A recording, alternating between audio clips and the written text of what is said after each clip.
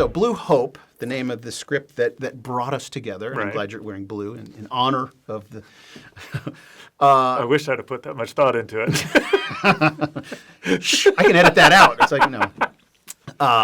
Oh, by the way, we're on a green screen, so I don't know what you've been seeing behind us here, but this is a green screen stage, and I, as the editor of this, I'm going to be probably putting us floating through the galaxy or something, but or maybe it'll just be the name of the show. And as I do this, it'll be the name of the show. Reading I'm from assuming left it to won't right. be a green screen after you edit, and then you'll have to edit that segment No, out. but when I say green okay. screen, I'll cut to green. Oh, okay, all right. You're making work for me. All right, very good. All right, so tell me what Blue Hope is about. Blue Hope is about a phenomena that is inevitable, that Earth will be impacted by things out in the cosmos. We see it in the past, it's inevitable that will happen in the future. And what will humanity do when the next one comes? If I were to summarize it, that's what it's about. And I will let you unpack, and because I'm worried about giving away too many details. No, actually, that was as succinct as I could put it. I mean, you're not going to sell a screenplay to a producer with that line, but that's actually exactly it, right? How would you sell this to a movie? I have put thought into this, but I'm not remembering. You have to have like a one-sentence log line to pitch. But let me put in a few more sentences. It's three people in a box hurtling through space. No, not three people, two people and an artificial intelligence. So I have this guy who is let's call him a Jeff counterpart. He's a brilliant scientist. It's set in the future. I haven't really determined how far in the future, but I also determine it's kind of the political environment has politics can overtake science, where scientific facts are actually considered hate speech. I don't know if we want to go there, but we're not going to go there. But like the genetic, you're born a male or female today, right? That's an example of that's a scientific fact. You're born in a certain way, but if you say that anymore, you might get in trouble. Yeah, well, so you were talking about how everybody can see things. What strikes me is, yes, I think people respond to the truth. How they respond is different. But one of the things that is true today is that, these things that we have in our hands make it used to be hard to find information when I was a kid.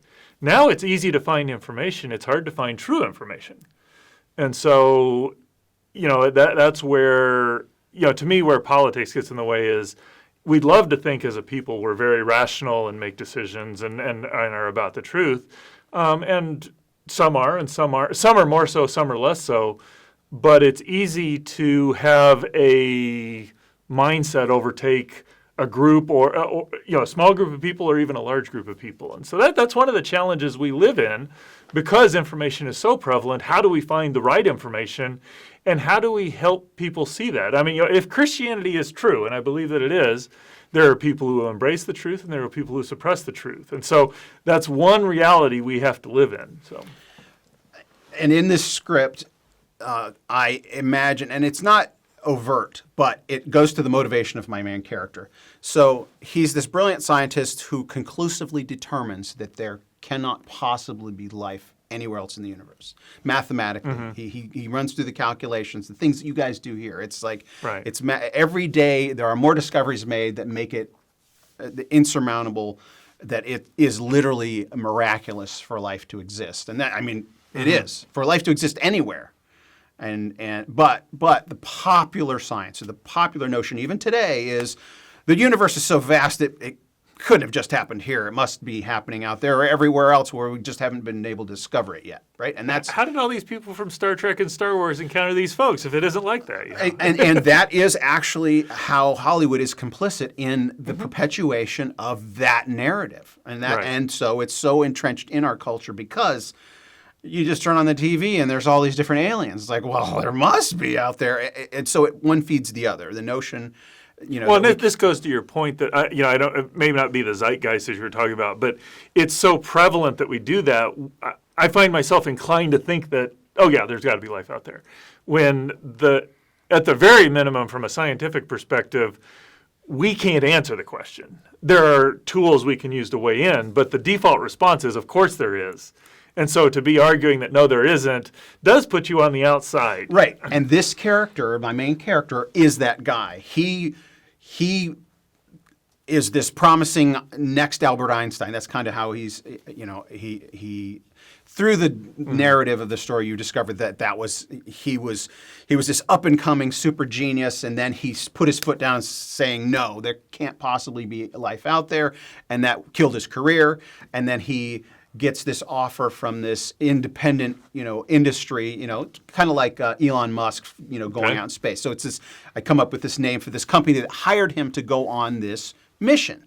In other words, it's far enough in the future where they realize that they can get to the next closest potentially habitable planet. Right. Right. So there's potentially habitable planets, and that term itself is so misused. Potentially habitable. When you have all these parameters that make life that are essential for life to exist, potentially habitable is actually a misnomer. Well, in right? fairness, most of the time scientists define what they mean by that term. And so the difficulty is what you think it means and what the scientist defines are probably That's what I'm talking different. about. Pop So, yeah. science. People who read that are like, oh, I'm a science enthusiast, and they'll go to some popular article says that, and it's like every couple months a new potentially habitable planet is Right. discovered. It's just that term that people don't understand it's being misused. It's like all they're saying is, well, you think it's in the what's the zone from this star, and the star is this color. So those are two parameters that are necessary, and they call it potentially habitable. Well, that's what most people hear potentially habitable and think, oh, if we just go there, we can make life. Exactly. Whereas potentially habitable to the scientist means something very different that isn't that. But it's easy for that to get lost in the translation there. So the drive for this story is this business is like, hey, we're gonna go send a recon mission. We're gonna put one guy in a spaceship, and we're gonna send him, and it's gonna take 50 years to get there and 50 years back, because we can go at, I know we can't travel at 1/3 the speed of light, but that's kind of Well, there's the hope. So right. Actually, we actually hope that we can do that right someday. And that's the science. That's the little bit of stretching of the science, right? So that you use that. It's like, okay, people will swallow that to get into the story, but this guy knows it's he's going to make a name for himself because he will be the Neil Armstrong, Right, basically. It's like there's even a line in it that says, hey, Neil Armstrong stepped on a barren slab of rock, and they put him on 1 billion stamps, right? And everybody thinks he's going to this potential Earth, this other blue, it's called Blue Hope. That's the name of this planet. It's the Hope. We found a blue planet out there that's got to be covered with water and a life already, maybe, or if not, at least we can start life there. And so he's just going as a recon mission, Right. knowing that it's going to take 100 years out of his life, and he's going to come back, and he's basically sacrificed. He was engaged to be married, and he leaves without. And this is where the dynamics of human relationships come in.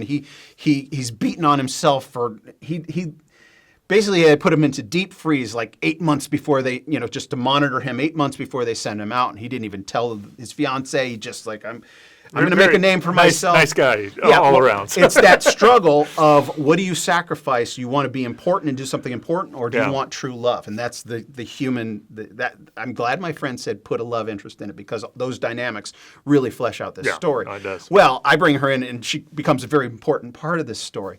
But that's essentially the dynamic that he's going out, and he knows he's going out to a barren rock, and then he discovers that the mission has been changed while he was in deep freeze.